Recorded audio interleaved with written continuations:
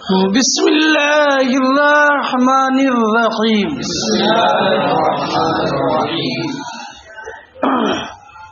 غزوہ بیر معونہ کا بیان چل رہا ہے.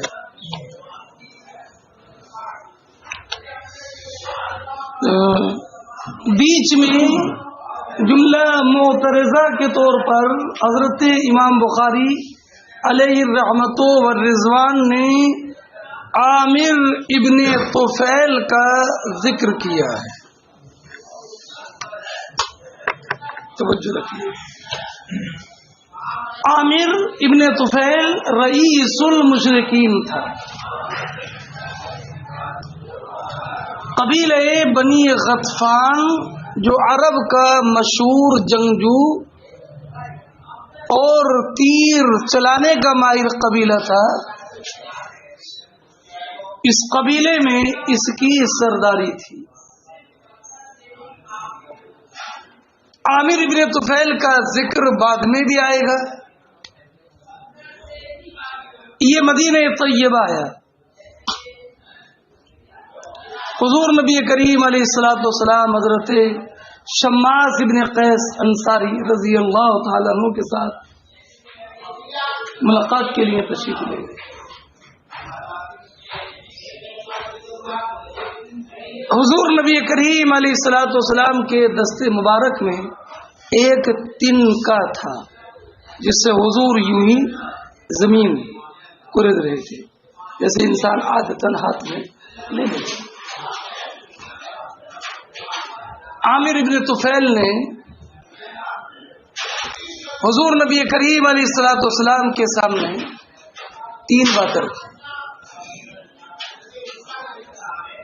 کہنے لگا آپ کی اطاعت کرتا ہوں میں، لیکن آپ مجھے اپنے بعد اپنا خلیفہ مقرر کر دیجیے.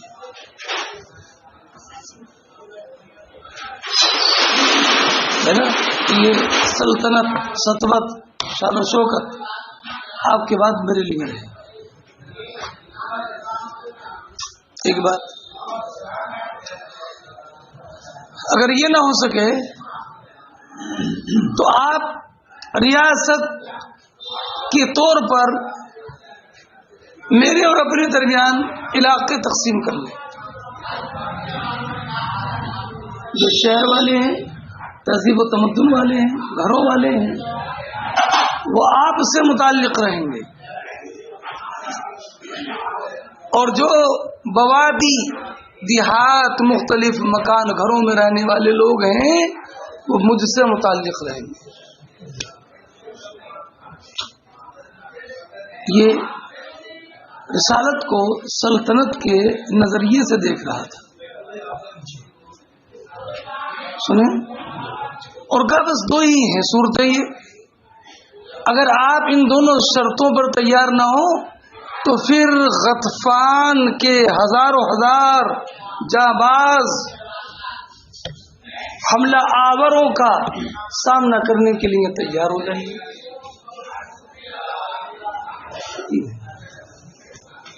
تو حضور نبی اکرم علیہ الصلوۃ والسلام نے آپ کے ہاتھ میں جو تنکا تھا نا، اس تنکے کو اٹھایا اور یہ کہا، سنا میرے، اگر تو اسلام لانے کی شرط پر یہ تنکا بھی مانگے گا نا تو تجھ کو نہیں ملے گا. اسے بولتے ہیں بیٹا امید کو از سر ختم کر دینا. از سر نہیں سمجھے، یک سر ختم کر دینا. اسی میں سمجھ گئے، یک سر ختم کر دینا، براہ راست تم کو. یہ جامع جواب ہے، اور باقیہ بات چیت جو کریں گے یہ ہمارے شماس بن قیس کریں گے. حضور یہ کہہ کے تشریف لے. پھر اس دشمنی خدا اور دشمنی رسول کا انجام کیا ہوگا؟ یہ مدینہ طیبہ سے باہر واپس آتا. ابھی اس میں اور تفصیل بھی آئے گی کہ اپنی بیوی کے یہاں گیا تھا، واپس باہر آ رہا تھا. کئی قبیلے کی عورت کے یہاں پر ٹھہرا تو اس کے تعاون جو مرض ہوتا ہے مولک، اس کے غدود نکل آئے اس کے یہاں پر. اگر آپ نے اونٹ دیکھا ہو تو اونٹ کے جبڑے کے نیچے بھی ہے نا گلٹی سی ہوتی، سنیں اس کی ایسی گلٹی نکل آئی تعاون کی. گھبرا گیا، گھبرا کر بولا غدۃ کا غدۃ البعیر، یہ تو ایسی گلٹی ہے جیسے اونٹ کی ہوتی ہے. اگر میں یہاں مر گیا تو لوگ کہیں گے فلاں قبیلے کی فلاں عورت کے گھر میں مر گیا تھا قوم کا رئیس. لاؤ میرا گھوڑا، کر دو مجھے گھوڑے پر سوار، تاکہ یہ لوگ تو تانا نہ دیں کہ ایک عورت کے گھر میں سردار قوم مر گیا. تو بیٹا یہ گھوڑے پر سوار ہوا، لیکن موت کے فرشتے نے کہا دشمن رسول تو اس کو ایسی ذلت و خواری کی موت مرنا ہے، گھوڑے ہی پر مر گیا ہے. سمجھ گئے بیٹا؟ تو یہ واقعہ تو مختصر سا ہے، یہ جملہ معترضہ کے طور پر سمجھ گیا، اس لیے میں نے آپ کو پہلے سمجھا. حضور نبی اکرم علیہ الصلوۃ والسلام نے حضرت انس ابن مالک کے ماموں حرام، جن کا نام ہے حرام، ان کو 70 افراد کے ساتھ قبیلہ ریلو زکوان کی مدد کے لیے بھیجا تھا.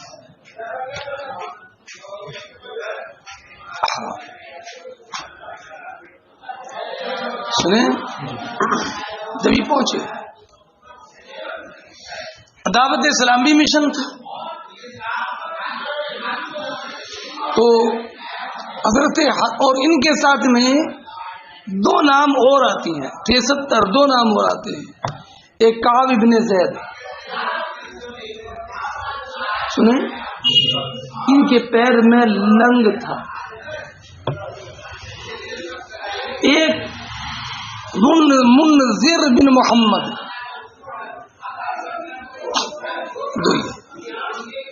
تو انہوں نے ان دونوں سے کہا میں جاتا ہوں حضور نبی کریم علیہ الصلوۃ والسلام کا پیغام رسالت پہنچاتا ہوں، آپ لوگ یہیں پر رہے.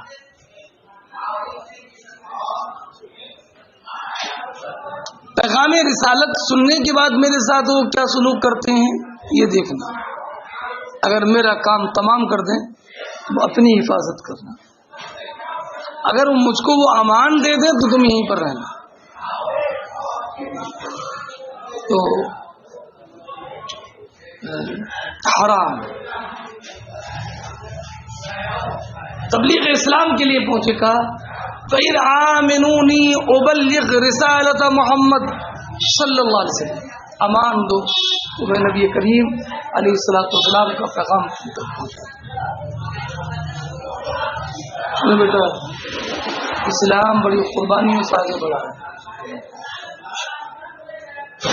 سمجھے بھائی، اور قربانی رنگ لاتی ہے. اور جب بھی ایسا لگتا ہے کہ مسلمان پسپا ہو جائے گا، نا امیدی بالکل چھا جاتی ہے، تبھی اسلام کی حق افزا جو شعاعیں ہوتی ہیں، کرنیں ہوتی ہیں، وہ عالم کو اپنی روشنی سے خیرہ کر دیتی ہیں. نا امیدی کا طاری ہو جانا اس بات کی علامت ہوتا ہے کہ اب انشاءاللہ اسلام کی کرن اپنے نئے انداز اور نئے رنگ میں نمودار ہونے والی ہے انشاءاللہ. آج مسلمان اسی دور سے گزر رہے ہیں کہ جیسے کیسے انسان کسی سخت پیاس بارش کا پیاسا ہو، اللہ رب العزت کی بارگاہ میں دعا کرتا ہے یا اللہ ہماری کھیتی کھلیان برباد ہونے کے قریب ہے، موسلادھار بارش ہو. اور وہ کسی دن سو کر اٹھتا بھی نہیں ہے تو اس کے کھیت سیراب ہو جائے گا. دعا کرو رحمت کی موسلادھار بارش ہم بھی اپنی نگاہوں سے دیکھیں انشاءاللہ. نہ ہو مایوس اے اقبال اپنی کشت ویرا سے، ذرا نم ہو تو یہ مٹی بڑی زرخیز ہے صافی. نہ ہو مایوس اے اقبال اپنی کشت ویرا سے، ذرا نم ہو تو یہ مٹی بڑی زرخیز ہے صافی. ہے نا، ذرا نم ہو تو یہ مٹی بڑی زرخیز ہے صاحب، ٹھیک ہے نہیں؟ بہرحال دعاؤں کی ضرورت ہے. ہاں تو اسلام قربانی. تو یہ حرام ابن ملحان قریب گئے تو پیچھے سے ان پر ایک شخص نے تیر سے حملہ کر دیا، خون کا فوارہ جاری ہو گیا. مرد مجاہد کی ہمت دیکھیے، جذبہ استقامت دیکھیے، شوق جنت دیکھیے، اپنا خون اپنے ہاتھوں میں لے کر اپنے چہرے پر بھی ملا، کیا نا؟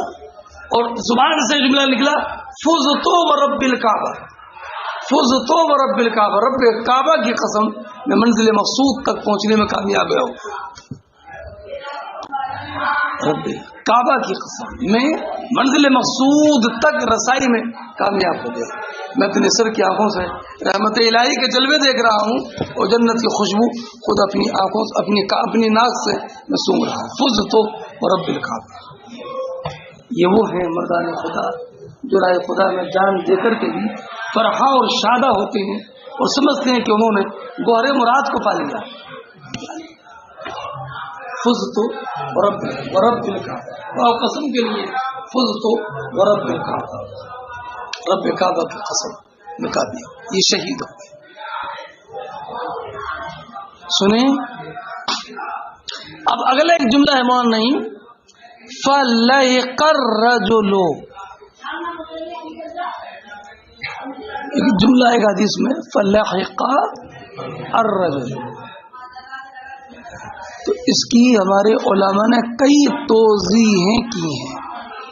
فَلَحِقَ الرَّجُلُ حضرت حرام ابن ملحان کو شہید کرنے والا آدمی اپنی قوم میں جا کر مل گیا اور اپنی قوم کے اور افراد کو بلا کر ان سب کو شہید کر دیا.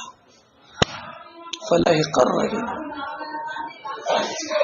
اور ایک ہے الرجل سے مراد وہ شخص ہو جو ان کے ساتھ تھے، ان کے بارے میں فلحق الرجل، ان کے ساتھ جو تھے وہ اپنے لوگوں کے ساتھ آ کر مل گئے.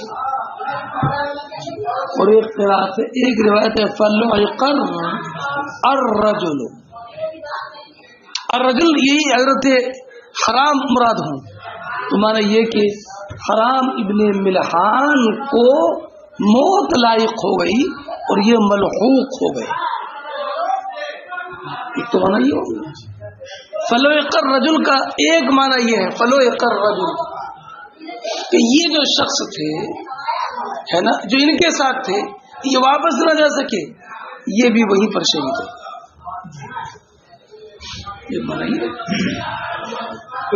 ایک روایت ہے فلحق الرجل، راجل کی جمع تو مانو گا فلحق الرجل، لحق فعل ماضی معروف، فلحق الرجل کہ جو اس شخص کی قوم تھی وہ لائق ہو گئی مسلمانوں کے، انہیں شہید کر دیا. اور ایک فلحق الرجل تو بنا ہوگا راجل کی جمع فلحق الرجل، فلحق الرجل ان کے ساتھ جو صحابہ کرام تھے وہ ملحوق ہو گئے، وہ بھی شہید ہو گئے.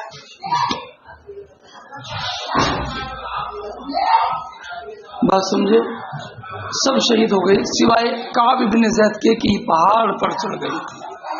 انہیں سے متعلق انہیں شہداء سے متعلق قرآن کریم کی آیت مبارکہ نازل ہوئی تھی انا قد لقینا ربنا فرضی عنا وارضانا. پڑھا آپ نے، یہ منسوخ تلاوت ہے. حضور کو ان صحابہ کرام کی شہادت کی. حضرت عاصم بن زید بن دسنا جو صحابہ کرام کی جماعت تھی ان کی شہادت کی اطلاع ایک ہی رات میں ملی. حضور نے ان کے خلاف دعا فرمائی. چونکہ اطلاع ایک رات ملی تھی اس لیے امام بخاری نے دونوں کو ایک ہی باب میں جمع کر دیا ہے.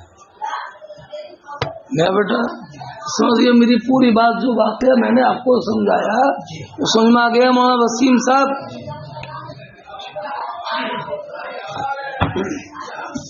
ترجمہ کرتا ہوں. مولانا اختر صاحب کیا حال ہے آپ کا؟ ہیں سمجھ رہے ہو نہیں؟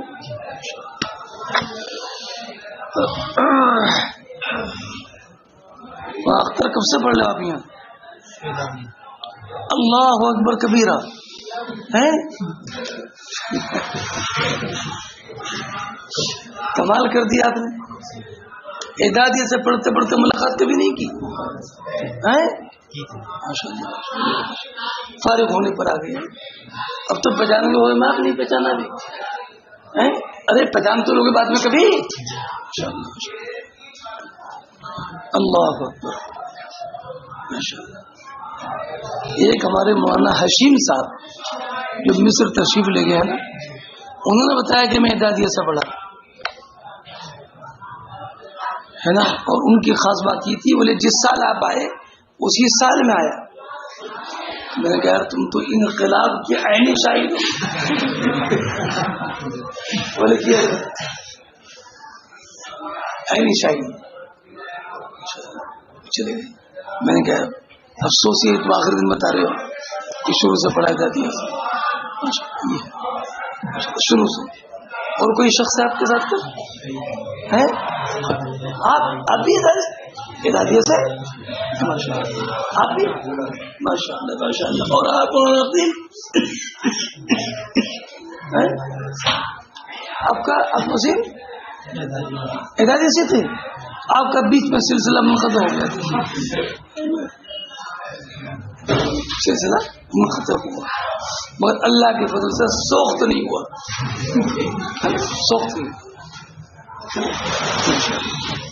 یہ سلسلے قادری کی برکت ہے.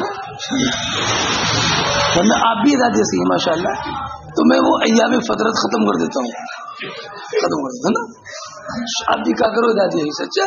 حضور کا ذکر اون نہ کر دن اولا ترس ہے نا.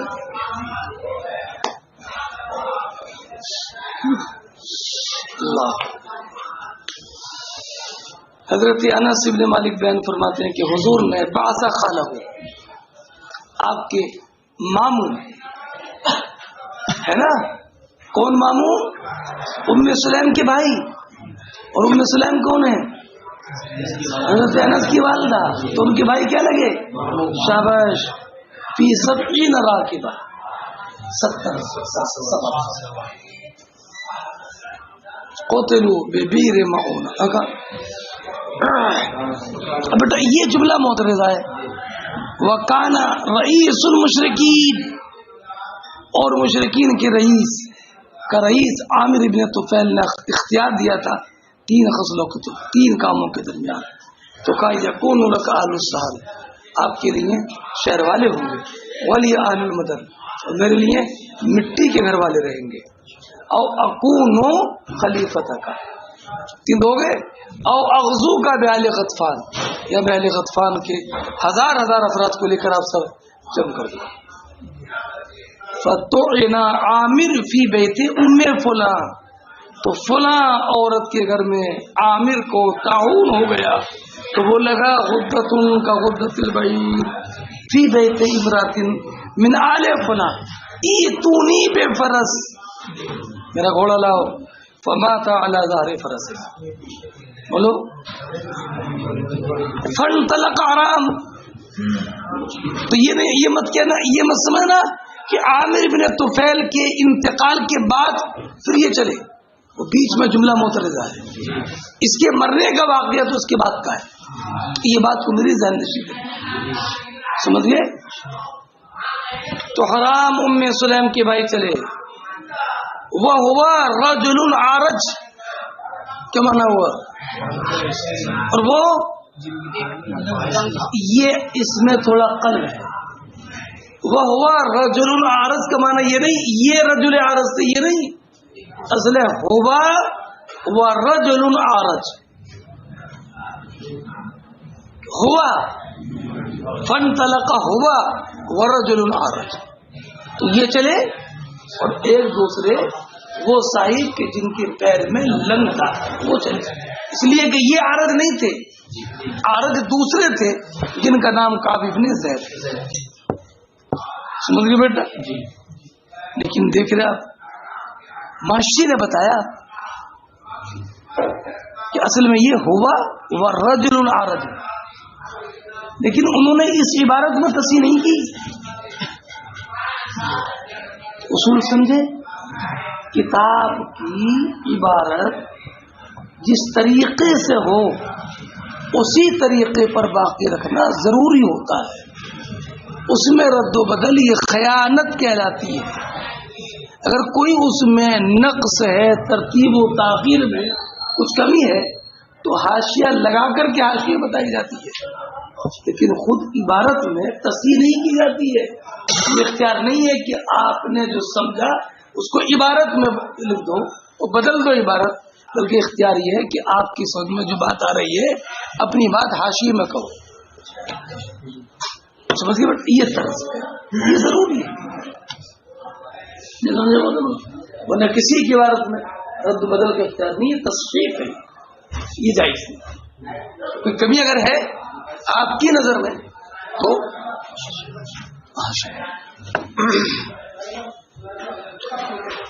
ورجل من بنی فلاں، اور ایک فلاں صاحب فلاں کے کون تھے میں نے بتایا تھا آپ کو، حضرت منذر بن محمد۔ تو حرام نے دونوں سے کہا کونا قریبا حتی آتیہم فإن آمنونی، اگر مجھے امان دے کنتم باقی رہو، وإن قتلونی اتیتم اصحابکم، اگر وہ مجھے قتل کر دیں تو تم اپنے ساتھیوں جا کر مل جانا۔ تو حرام نے کہا تؤمنون ابلغ تؤمنون، استفہام کا جواب ہے تو ابلغ ملا بیٹا، امر کے جواب میں بھی فعل مضارع مجزوم ہوتا ہے، پڑھا آپ نے کہاں پڑھا ہے؟ شاباش، نحمیر میں بھی آیا ہے نا، نحمیر میں بھی آیا ہے نا بیٹا، نحمیر کو پھر دوبارہ پڑھو ہے نا، مطالعہ کرو اس کا بیٹا، نحمیر ہے، میزان ہے، ابن صیغہ ہے، یہ 3 کتابیں ہمیشہ پڑھتے رہنا چاہیے۔ اتؤمنون ابلغ رسالت رسول فجعل يحدث واوموا الى الرجل، انہوں نے شخص کو اشارہ کیا، فتاو من قلبی، پیچھے سے آیا فتقنا۔ ارے ملا بیٹا، سمجھئے حضرت امام بخاری کے شیخ الشیخ ہیں حمام نے میرا کہا کہ میرا گمان یہ حتی انفذہ بالرخ، یہاں تک کہ ان کا کام 3 سے تمام کر دیا۔ انہوں نے کہا اللہ اکبر فزت ورب الکعبہ فلحق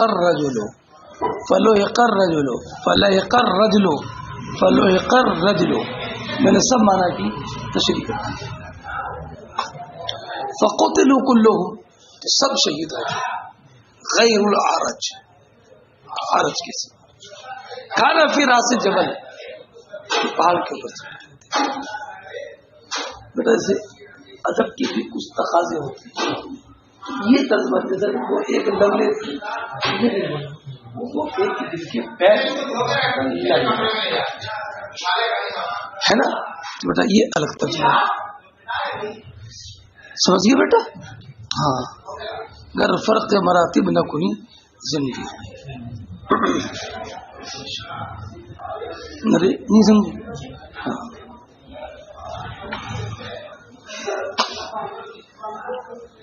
جیسے ارے صاحب فلاں صاحب ہمارے گھر آ گئے، کھانا کھا کر گئے،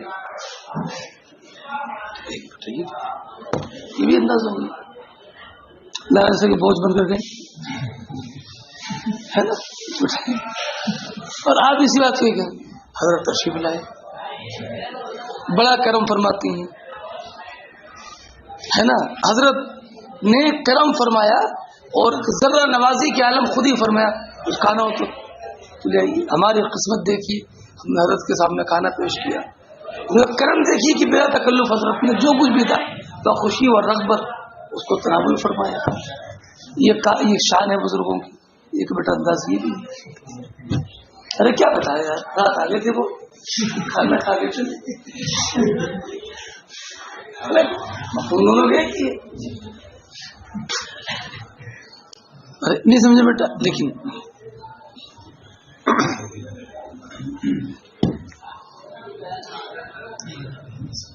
ہے نا. نظریں بدل جاتی ہیں تو نظارے بھی بدل جاتے ہیں. پڑھا اب تعریف برائی کرنا، ارے بہت کیا بتائے، ٹھیک ہے جب چاہ کر چلے آئے منہ سے مانگ کر کھانا کھانا اچھا ہوا چلے. دیکھا یہ حضرت کا اخلاق بڑا بلند تھا، کوئی ضرورت نہیں تھی. ہم پر تو اتنے مہربان تھے، جب بھی کوئی ضرورت ہوتی حضرت تشریف لے آتے، اپنا گھر سمجھتے تھے حضرت، اور ہم لوگ خدمت کرتے تھے حضرت کی. یہ بھی اللہ کے بیٹے. ارے نہیں سمجھے؟ ہاں. فانزل اللہ علینا ثم کان من المنسوخ انا قد لقینا ربنا فرضی عنا وارضانا.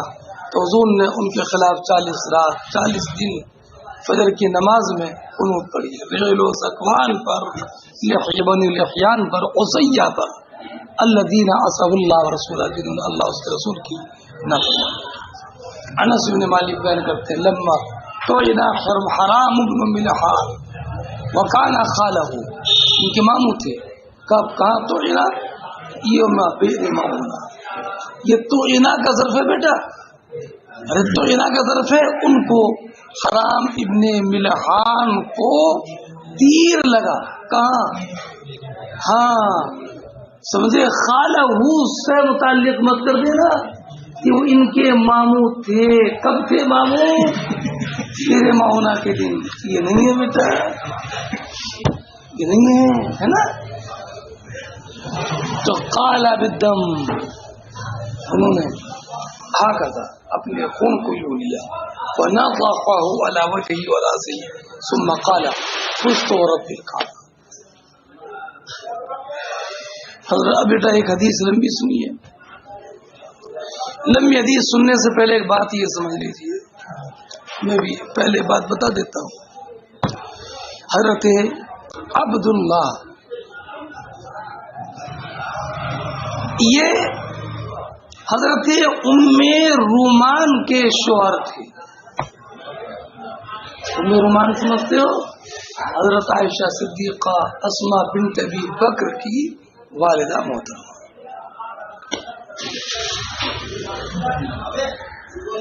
ام رومان سے نکاح کیا تھا پہلے عبداللہ نے. مکہ مکرمہ آ گئے، بعد میں عبداللہ کا انتقال. تو بعد میں اور ان کے ایک بیٹے تھے طفیل.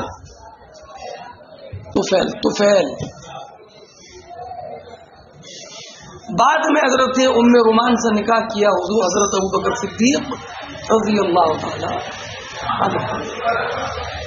ام رومان سے 2 بچیاں پیدا ہوئی، حضرت اسماء اور حضرت عائشہ صدیقہ رضی اللہ تعالی عنہما.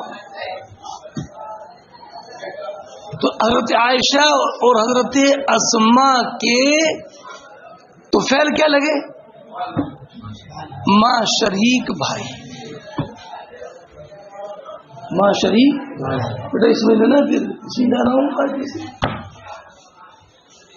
طفیل ابن عبداللہ کے غلام تھے عامر ابن فہیرہ. کیا بیٹا؟ عامر ابن غلام کس کے تھے؟ تو طفیل سے یہ غلام خرید لیا تھا حضرت ابوبکر صدیق، اس کو عامر ابن فہیرہ. یہ بیٹا جملہ مترجمہ کے طور پر میری بات سے نشیب ہے.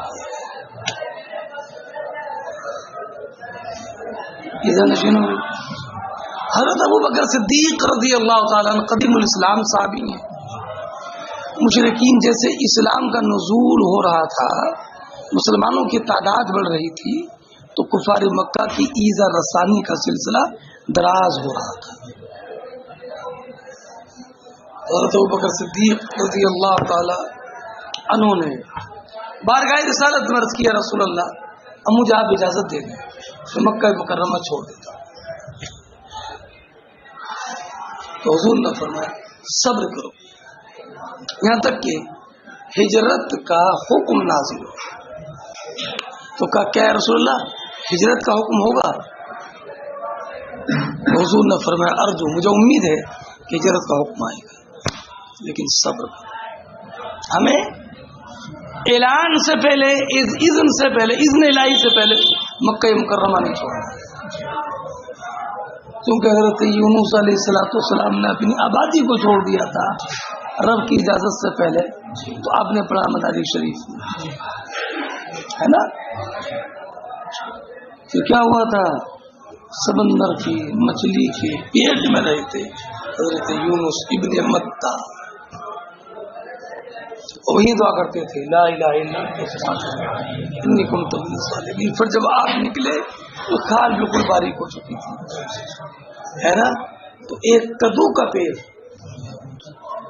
کدو جانتے ہو، کدو، یہ مشدد نہیں ہے، کدو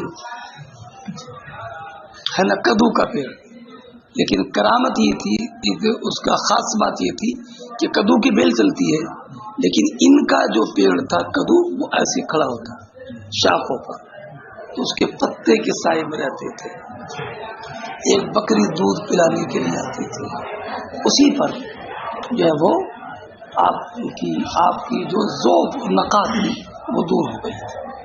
وَأَنبَتْنَا عَلَيْهِ شَجَرَةً مِّن يَقْطِينٍ، ہے نا، کیا وَأَنبَتْنَا عَلَيْهِ شَجَرَةً مِّن يَقْطِينٍ، یقین کا معنی وہی، تو اب وہی حضور تشریف لے آتے، ایک دن حضرت حضور نبی کریم علیہ السلام حضرت ابو بکر کے یہاں تشریف لائے، ابو بکر آپ کے پاس جو ہے ان کو باہر نکالو، یا آپ باہر نکلو، تو حضور ہماری بناتا ہے، حضور یہ تو میری بچیاں ہیں، یہ راز کو فاش کرنے والی نہیں، یہ تو میری بچیاں ہیں۔ تو فرمایا سنو، اللہ نے میرے لیے مکہ مکرمہ چھوڑنے کی اجازت دے دی، یہ بتانے کے لیے آیا، تو کہا یا رسول اللہ الصحبۃ، آتینی الصحبۃ، حضور میں آپ کے ساتھ رہوں گا۔ تو فرمایا اچھا تو ساتھ چلنا، کہا حضور میں نے 2 اونٹنیاں پہلے سے خرید رہی ہیں، ایک اپنے لیے اور ایک آپ کے لیے۔ تو حضور کو انہوں نے جدعا اونٹنی عطا کی، جدعا کے معنی مقطوعۃ الاذن، وہ اونٹنی جس کا کان کاٹ دیا گیا ہو، لیکن ہمارے علماء نے لکھا ہے کہ اس کا کان کٹا ہوا نہیں تھا، اس کا نام تھا جدعا۔ حضور نبی کریم علیہ السلام ابو بکر صدیق رضی اللہ تعالیٰ عنہ چلے، فتواریا بثور، حضور دونوں غار ثور میں چھپ گئے، کیوں چھپ گئے بیٹا؟ تاکہ معلوم ہو جائے کہ دشمن کے خوف کے وقت میں اپنے کو محفوظ کر لینا یہ حضور کی سنت ہے بیٹا۔ غار ثور جو پہاڑ ہے نا، جو غار ہے بڑی اونچائی پر ہے وہ غار ثور، اور وہاں پر تھوڑی سی جگہ ہے جس میں کہ ایک شخص کھڑے ہو کر کے عبادت کر سکتا ہے۔ اللہ تعالیٰ سب کو دکھائے، بار بار دکھائے، غار ثور بھی اور غار حرا بھی، انشاءاللہ۔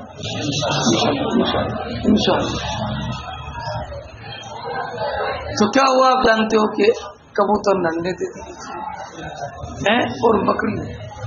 علامہ ابن حمام نے فتح القدیر میں لکھا ہے کہ کبوتر نے یہ وفاداری کی، اللہ رب العزت نے نسل کبوتر کی فیروز بختی یہ رکھی کہ ان کا ٹھکانہ مسجد میں بنا لیا، اس لیے کبوتر رہتے ہیں مسجد۔ لیکن کبوتر کی وفاداری دیکھو، آج تک مسجد میں مسلمان میں نے کہا سے کہا پہنچے، لیکن کبوتر اسی روش پر ہے کہ نہیں؟ تو بہت سارے سمجھ گئے نہیں۔ تو اب ہوتا کیا تھا یہی بیٹا عامر ابن فہیرہ یہ اونٹنیاں چراتے تھے.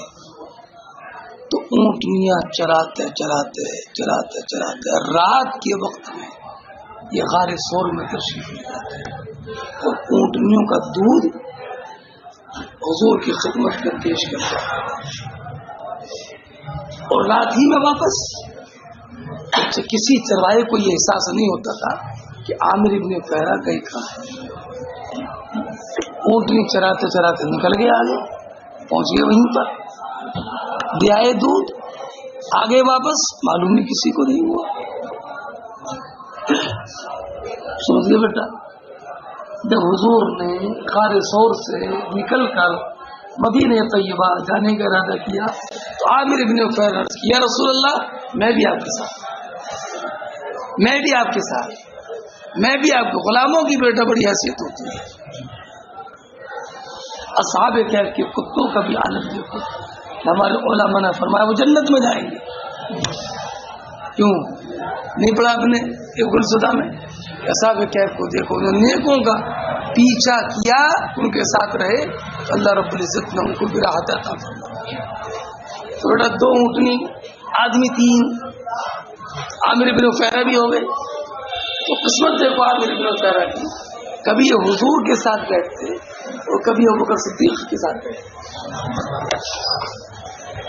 قسمت دیکھیے, اطاعت کا صلہ دیکھیے, وہ خدمت دیکھیے. غار ثور عامر ابن فہیرہ کا صبر اس انداز میں طے ہو رہا ہے, کبھی اس اونٹنی پر, کبھی اس اونٹنی پر, کبھی اس اونٹنی پر, اور کبھی حبیب رب العالمین کے ساتھ ہے اور کبھی محبوب سید المرسلین کے ساتھ ہے.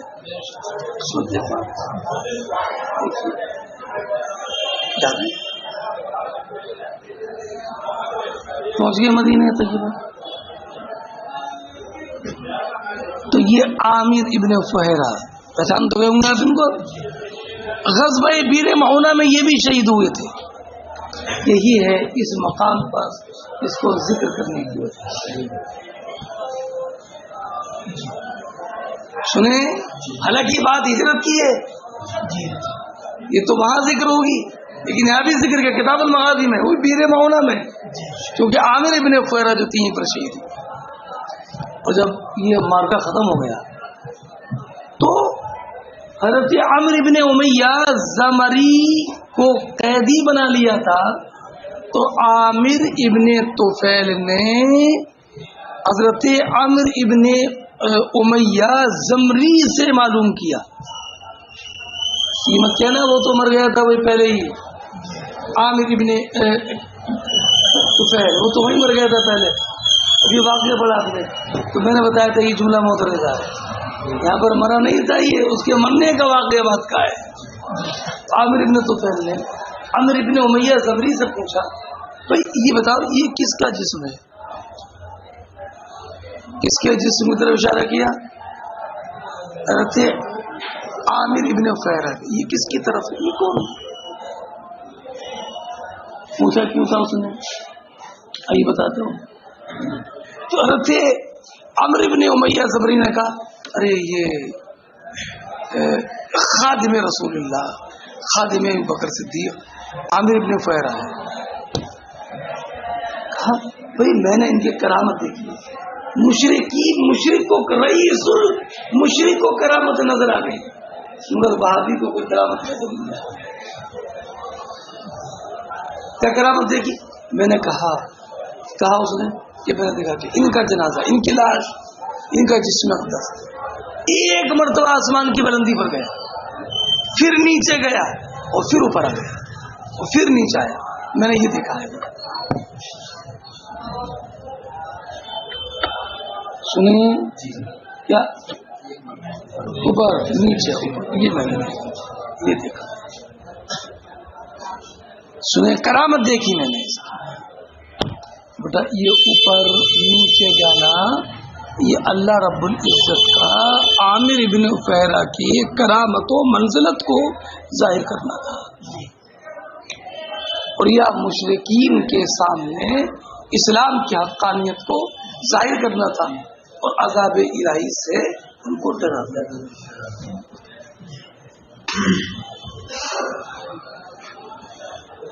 سنے بیٹا، اسی دن منذر ابن محمد شہید ہوئے، اسی دن عروہ ابن اسماء شہید ہوئے. کیا کون؟ منذر ابن اسماء، عروہ ابن اسماء، منذر ابن محمد شہید ہوئے. تو حضرت زبیر ابن عوام رضی اللہ تعالیٰ عنہ نے عروہ ابن منذر کے نام پر اپنے بیٹے عروہ ابن زبیر کا نام رکھا، اور منذر ابن محمد شہید ہوئے تھے تو ان کے نام پر اپنے ایک بیٹے کا نام منذر ابن زبیر رکھا، ان کے ناموں سے برکت حاصل کرنے کے لیے، اور اس لیے بھی کہ وہ بھی عروہ ابن اسماء کے جو شہید ہوئے، حضرت زبیر کی بیوی کا نام بھی اسماء تھا، تو یہ مناسبت بھی تھی. اس مناسبت کی وجہ سے بھی اپنے بیٹے عروہ کا نام عروہ، اپنے بیٹے کا نام عروہ ابن زبیر رکھا. بیٹا پوری بات سمجھیے کہ نہیں؟ یہ پورا سنا بیٹا. فرماتی ہیں عائشہ صدیقہ کے حضور نبی کریم علیہ الصلوۃ والسلام سے استاذن النبی ہے بیٹا. یہ حضرت ابوبکر صدیق نے مکے سے نکلنے کی اجازت چاہی، جبکہ کفار کی طرف سے اذیت سخت ہو گئی، تو کہا اقیم ابوبکر مکہ مکرمہ میں رہو. قال یا رسول اللہ اتطمع ان یؤذن لك، حضور کہ آپ کو امید ہے کہ آپ کو ملے گی اجازت؟ فقال حضور کہتے تھے انی لارجو ذلک. قال فانتظر ابو بکر فتا رسول اللہ، حضور نبی کریم علیہ الصلوۃ والسلام آئے ہے نا ایک دن ظہر کے وقت، فنادا تو کہا اخرج من عندک، من پڑھو گے، اخرج من عندک، دونوں بات سمجھ گئے.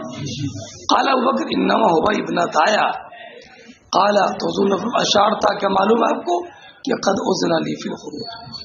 فقال یا رسول اللہ الصحبۃ، حضور ساتھ رہوں گا، حضور ساتھ رہوں گا. تو حضور نے صحبت، ساتھ رہیے گا.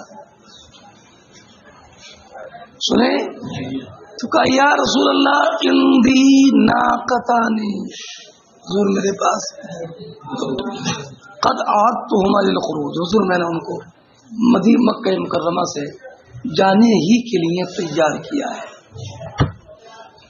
تو حضور کو انہوں نے ایک دی وہی الجدع، اس کا نام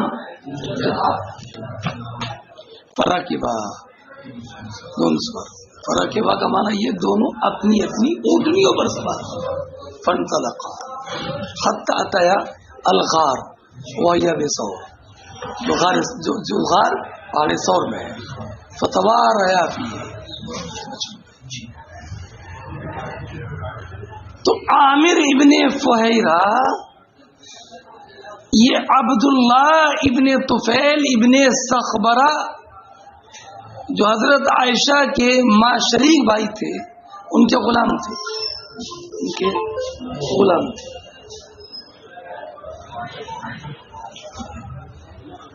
غلام یہاں بھی عبارت میں قلب ہے. کیا قلب ہے؟ یہ طفیل ابن عبداللہ کے غلام تھے. طفیل بیٹے کا نام ہے، میں نے پہلے تشریح کر دی ہے. عبداللہ والد کا نام ہے، سنے نہیں؟ تو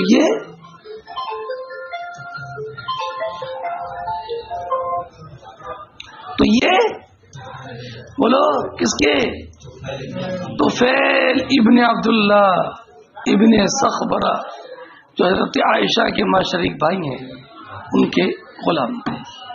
ملا بیٹا سمجھیے میری بات. وکالت لابی بکر منہا، منہا کے معنی آتے ہیں بیٹا دودھ دینے والی اونٹنی. ابو بکر صدیق کی ایک دودھ دینے والی اونٹنی تھی. فکان یروح بہا، تو اس کو ساتھ میں لے کر جاتے. ویغدو علیہ، اور مائل مکہ پر واپس لے کے آتے. وَيُصْبِحُ صبح کی فَيُدَلِّجُ إِلَيْهِمَا ان کے پاس رات کی تاریکی میں جاتے ہیں. ثم يسرعوا پھر واپس آ جاتے. فلا يفتن به أحد من الرعاء رعاء راعین کی جگہ تو چرواہوں میں سے کسی کو اس کا کوئی شعور نہیں ہوتا. فلما خرج معهما ملے جب دونوں نکلے تو عامر ابن فہرہ بھی بیٹا جمائی لے رہے ہو ادھر آؤ.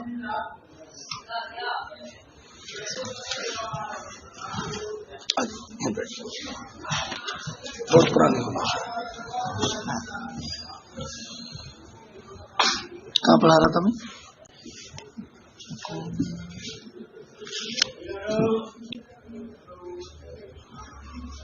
اسی صفحے میں ہے نا؟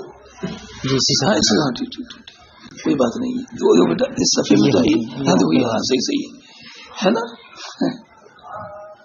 فلما خرج معه اور اس عالم کیا تھا یعقبانہ ابو بکر اور حضور دونوں کو باری باری اپنے ساتھ سوار کرتے. یہ عالم تھا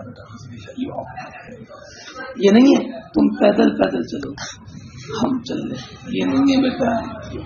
اس سے معلومات اس سفر میں سب کا خیال ہے نا. حتی قدم المدینہ مدینہ تو عامر ابن فہرہ غزوہ بیر معونہ کے دن شہید ہو گئے. بات پوری ہو گئی. اب اگلی سند کے ساتھ ہشام ابن عروہ کہتے ہیں کہ مجھے میرے والد عروہ نے بتایا جب وہ لوگ جو بیر معونہ میں شہید ہو گئے اور عامر ابن امیہ زمری کو قیدی بنا لیا تو ان سے عامر ابن طفیل نے کہا من ھذا یہ کون ہے یہ بتاؤ یہ کون ہے.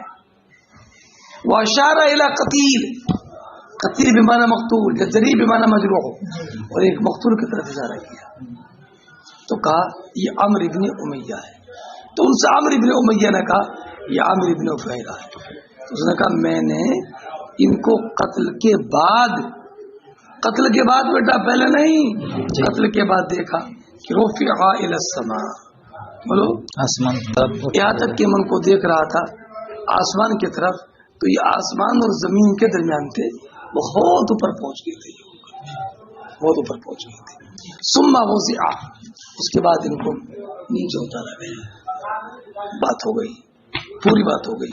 تو حضور کو ان کے شہداء کی خبر آئی تو فنعاہم حضور نے موت کی خبر دی اور فرمایا صحابہ کرام سے ان صحابکم قد اصیبوا بے شک تم لوگوں کے ساتھی شہید ہو گئے. انہوں نے اپنے رب سے سوال کیا تو انہوں نے کہا ربنا اخبرنا عنا اخواننا بما رضینا عنک ورضیت عنا. یا اللہ ہماری طرف سے ہمارے بھائیوں کو اس کی خبر دے کہ ہم تجھ سے راضی ہیں تو ہم سے راضی ہے. تو اخبرہم عنہ اللہ رب العزت نے ان کی خبر دی اور وہ آیت قریبا نازل ہوئی جو کہ منسوخ التلاوت ہے. اور اس دن جو شہید ہوئے تھے ان میں عروہ ابن اسما ابن سلط ہیں تو ان کے نام پر عروہ ابن زبیر کا نام رکھا گیا. اور انہیں شہید ہونے والے میں منذر ابن عمرو ہیں وہ سمیہ بھی منذرا. اس سے معلوم ہوا کہ بزرگوں کے صلحاء کے شہداء کے انبیاء کے صدیقین کے ناموں پر نام رکھنا چاہیے. ناموں کی برکت بھی ملتی ہے. ماشاءاللہ یہ ہمارا بڑا اختر ہے. اللہ ان کو حضور تاج شریعہ کا خصوصی فیضان عطا فرمائے.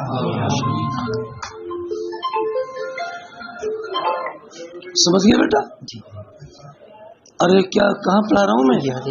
ہاں تو بتاتے رہنا بیٹا. انس بیان فرماتے ہیں کہ حضور نے رکوع کے بعد 1 ماہ تک قنوت پڑھی. یہ حدیث گزر گئی. آپ ریل و زکوان پر کے خلاف دعا کرتے تھے کہتے تھے اسیا اسط اللہ. انس بن مالک کہتے ہیں کہ حضور نے ان لوگوں کے خلاف جو کہ آپ کے اصحاب جنہوں نے کہ قتل کیا تھا آپ کے اصحاب کو بیر معونہ میں 30 دن تک آپ ان کے خلاف دعا کرتے تھے ریل و زکوان پر. انہوں نے اللہ اس کے رسول کی نافرمانی کی. ارے ملا. انس کہتے ہیں کہ اللہ تعالیٰ نے اپنے نبی پر ان کے بارے میں جو شہید کیے گئے تھے اصحاب بیر معونہ ہے نا, ان کے بارے میں انزل قرآن نازل کیا. بیٹا قرآن نازل کیا, قرآن کی آیت نازل کی. آپ نے پڑھا ہے کہ قرآن کی آیت کو بھی قرآن بولتے ہیں. جیسے کیا کر رہے تھے مولانا وسیم, فون نہیں اٹھا, ہمیں قرآن پڑھ رہا تھا, ابھی قرآن پڑھ کر رہا ہوں. تھوڑا پورا پڑھ گا ہے, ایک پارا پڑھ گا ہے, اس سے معلوم ہوا کہ ایک پارا بھی قرآن ہے. جو ایک پارا قرآن ہے بیٹا, تو جو بھی آیت ہے وہ قرآن ہے. سمجھے؟ جیسے ایک بولتے ہیں کہ بھائی تم نے قرآن پڑھ لیا, ابھی قرآن سنا کر رہا ہوں حضرت کو, قاری صاحب کے بلا کو, تو قرآن سنا کا ہے, سبق سنا کا ہے. بیٹا وجہ وہی ہے جس کو بھی قرآن کل کو بھی بولو قرآن حتیٰ نسخ آیا تھا کہ منسوخ ہو گیا. بات وہ کہتا بلغوا قومنا فقد لقینا ربنا فرضی عنا ورضینا عنہ. حضرت عاصم بن احول کہتے ہیں میں نے انس بن مالک سے قنوت کے بارے میں سوال کیا نماز میں, تو کہا کہ قنوت ہے, تو میں نے کہا رکوع سے پہلے, رکوع کی بات ہے, اس کا رکوع سے پہلے قنوت, رکوع سے پہلے تو ہے, قنوت جو پڑھتے ہو رکوع سے پہلے پڑھتے ہو. تو اس نے کہا کہ فلاں نے تو مجھے یہ بتایا کہ آپ نے یہ کہا کہ قنوت رکوع کی بات ہے. انہوں نے کہا کذبا, انہوں نے سمجھا نہیں, دونوں میں خلط ہو گیا. یہ جو قنوت مستمرہ ہے یہ رکوع سے پہلے ہے, اور میں نے جو کہا تھا کہ رکوع کے بعد حضور نے قنوت کی ہے وہ قنوت مستمرہ نہیں ہے, وہ قنوت نازلہ ہے جو حضور نے 1 ماہ تک فعل و زبان کے خلاف پڑھی تھی. انہیں خلط ہو گیا, دونوں قنوت ہو گئے. سمجھا نہیں. حضور نے رکوع کے بعد 1 ماہ تک قنوت پڑھی تھی کہ حضور نے کچھ لوگوں کو بھیجا تھا جنہیں قرہ کہا جاتا تھا, وہ 70 لوگ تھے. کدھر بھیجا تھا؟ مشرکین میں سے کچھ لوگوں کے. وبینہم وبین رسول اللہ, ان کے کچھ افراد اور رسول اللہ کے درمیان عہد تھا. بیٹا یہاں پر ذرا ایک توجہ رکھیے گا, سرکار نے ان کی طرف نہیں بھیجا جن سے عہد تھا, ان کی طرف نہیں بھیجا اوروں کی طرف. انہیں میں سے بعد سے معاہدہ تھا, لیکن ان معاہدین نے بھی دھوکہ دیا اور شہید کر دیا, لیکن بھیجا ان کی طرف نہیں تھا. اس لیے ترجمہ کیا میں نے کہ حضور نے کچھ لوگوں کو بھیجا تھا جنہیں قرہ کہا جاتا تھا. کتنے لوگ تھے؟ وہ 70. کدھر بھیجا؟ مشرکین میں سے کچھ لوگوں کی طرف. وبینہم, ان کے درمیان نہیں, ان میں سے کچھ لوگوں کے درمیان اور حضور کے درمیان ان کی جانب سے معاہدہ تھا. فزار ہؤلاء, تو یہ جن کے اور حضور کے درمیان معاہدہ تھا وہ جناب غالب آ گئے, انہوں نے پیدائشی کی اور انہوں نے بھی شہید کر دیا, حالانکہ حضور نے ان کی طرف لوگ نہیں بھیجے تھے. فقرأ رسول اللہ, تو حضور نے رکوع کے بعد 1 ماہ تک قنوت پڑھی. یدعو علیہم, حضور ان کے خلاف دعا کرتے تھے. یہ جو قنوت نازلہ تھی یہ رکوع کے بعد تھی, وہ جو میں نے بتایا کہ رکوع سے پہلے یہ قنوت مستمرہ, دونوں الگ الگ ہے, خلط ہو گیا. بیٹا غزوہ بیر معونہ کا واقعہ بھی مکمل ہو گیا. یہاں سے اگلے غزوے کا بیان ہے جس کا نام ہے غزوہ خندق. صبر ہو تو کل پڑھا دوں انشاءاللہ.